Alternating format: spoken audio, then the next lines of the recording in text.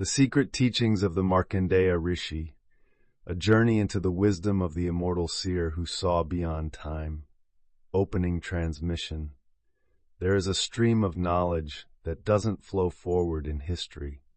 It flows inward through stillness, a lineage not of doctrines or institutions, but of visionaries who entered such profound silence that the future came to them as clearly as the past.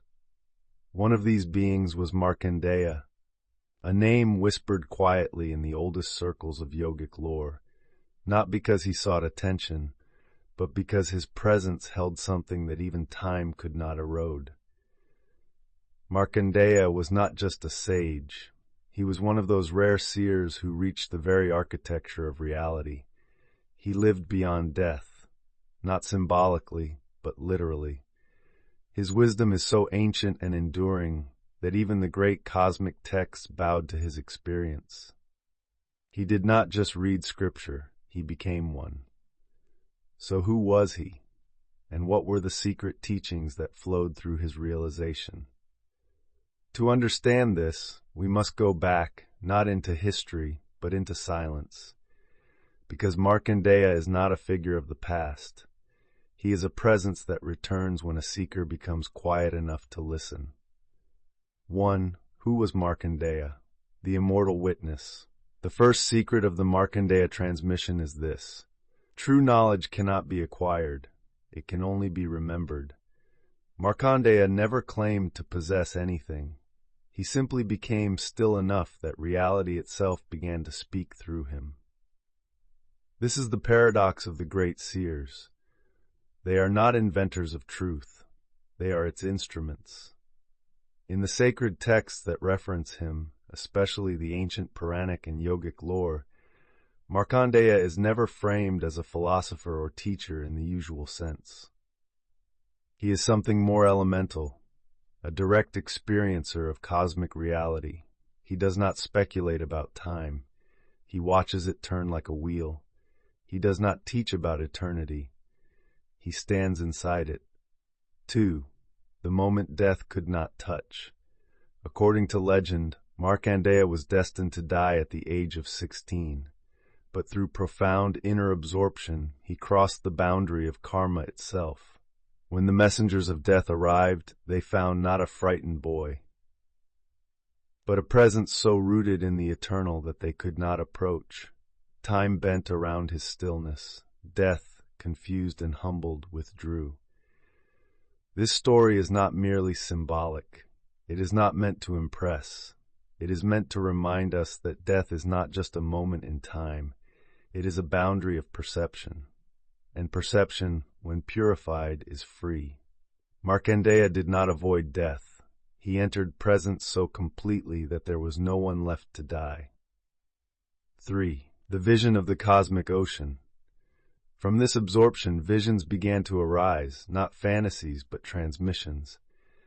And among the most sacred was the vision of the great Dissolution. He saw the entire universe dissolve into an endless ocean of luminous water. No sky, no land, no form. And there, floating on a single banyan leaf, was a glowing child, silent, breathing softly, and yet containing the next universe within him. This image is not mythology. It is vibration. It is the cycle we live through in every breath. Birth, dissolution, rebirth, all contained in the silent moment between inhale and exhale. 4. The descent of wisdom like rain. Markandeya's wisdom does not arrive like a lecture. It does not proceed step by step. It descends all at once, like a monsoon over parched earth. That is the second teaching. You do not earn awakening. You become available to it. You do not climb to truth. You soften until truth touches you. This is how Markandeya became luminous. Not through effort, but through dissolving effort. Not through seeking, but through surrender. 5. The Riddle of Timelessness. In his visions, he saw entire cosmic cycles, yugas, rising and collapsing like waves. He did not fear their coming. He did not cling to their going. He remained untouched. Because when you are anchored in the eternal, time becomes your servant, not your master. This is what it means to be free. Not to escape time, but to witness it from beyond. Markandeya's teachings are not intellectual. They are vibrational. They are riddles meant to collapse the mind, images that point to what words cannot touch. 6. What is immortality? The essence of his transmission is this. Immortality is not about surviving death. It is about becoming timeless in awareness. The body may die, the form may dissolve, but the one who witnesses, if untouched, remains. This is not philosophy, it is direct perception. When you remain as the seer, even as thoughts, sensations, and forms arise, you begin to dwell in the space beyond. 7. The drop of nectar in the breath. The sages called it Amrita, the nectar of the gods. But Markandeya found it not in heaven. He found it in the silence of the breath. It is there a sweetness, a stillness, a center of awareness untouched by name or thought. He drank from it.